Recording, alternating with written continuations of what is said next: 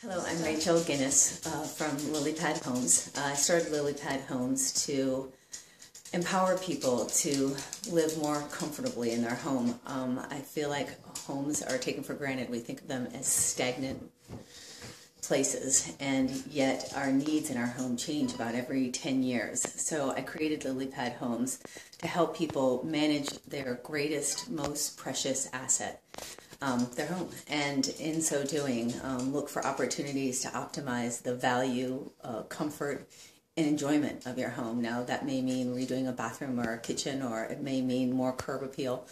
But one of the things we specialize in is creating rentable spaces in homes, and that can be a carve-out, what we call a carve-out unit, which is taking an existing room in a house and creating a small micro apartment. Or it can be all the way to a cottage in the back. People, convert garages, family rooms, attics to rentable spaces. But the simplest, the low-hanging fruit in the entire equation is taking bedrooms and turning them into independent apartments. And you can do it very simply and very inexpensively. And really, it's you don't even have to redefine your home. So I call it flexible housing. Basically, you're creating options in your own house. Like, let's take this home. This is my 3-bedroom home in Corte Madera, California. I live in Marin, a wonderful place where we're actually desperately in need of affordable housing. We basically live in a gilded cage. Our own children can't afford to come home and live. And we are looking for all these opportunities to create affordable housing in our community. Well, we have an amazing opportunity right in our own homes. Little known fact, over half the homes in Marin are occupied by only 1 or 2 people. In most cases, those 2 people are sleeping in only 1 bedroom, leaving the majority of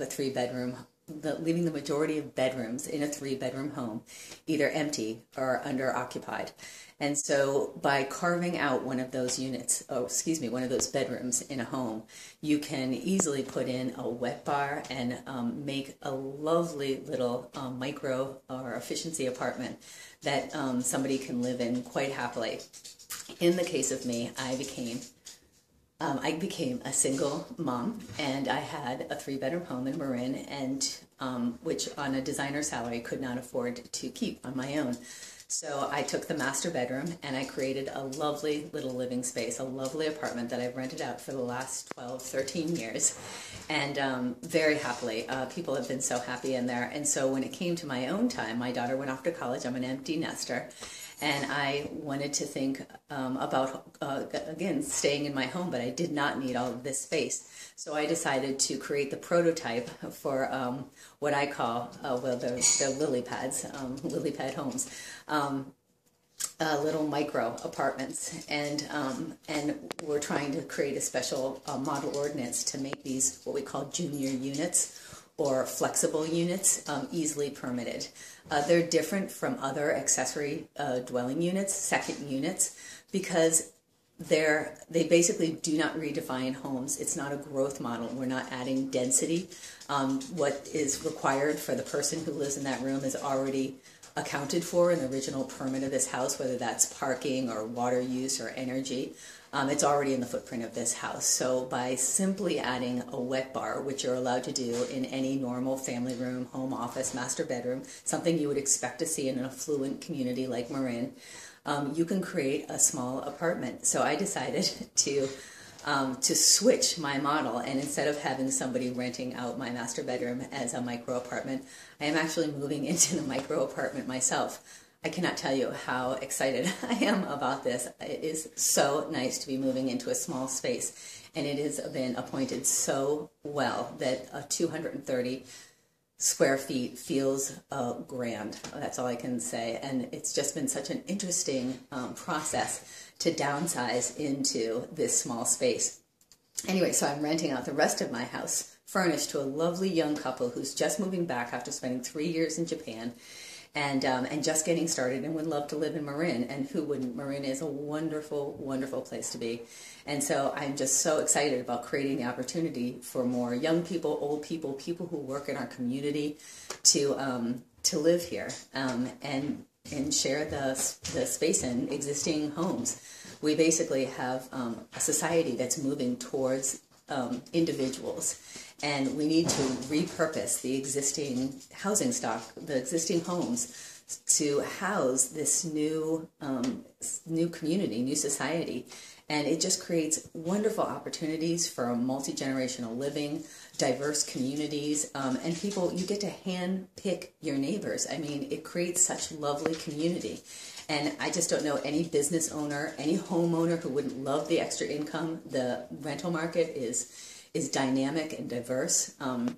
So you can rent anything from a 230 square foot, or 220, it actually is the smallest micro apartment, to, you know, a whole level of your home if you want, depending on whether you want to do an accessory dwelling unit or possibly one of these junior units. We are working on a model ordinance for junior units to make these spaces easily permitted. Right now, I am allowed to do a wet bar in my home office, family room, or bedroom, but if I call it a unit, all of a sudden it throws into action second unit rules, codes, laws, fees, and so that costs somewhere between $15,000 and $47,000.